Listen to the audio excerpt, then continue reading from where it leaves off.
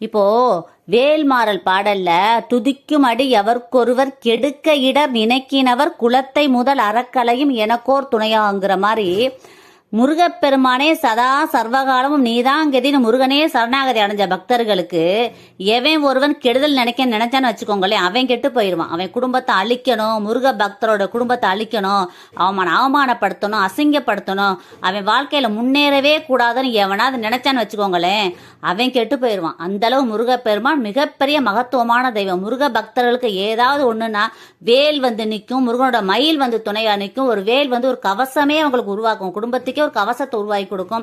அந்த அளவு மகத்துவமானது முருகப்பெருமானுடைய பக்தி. அதனால முருகனை சரணாகதி அடைங்க, வாழ்க்கையில நீங்க மிகவும் வெற்றியாளராக மாறிடுவீங்க.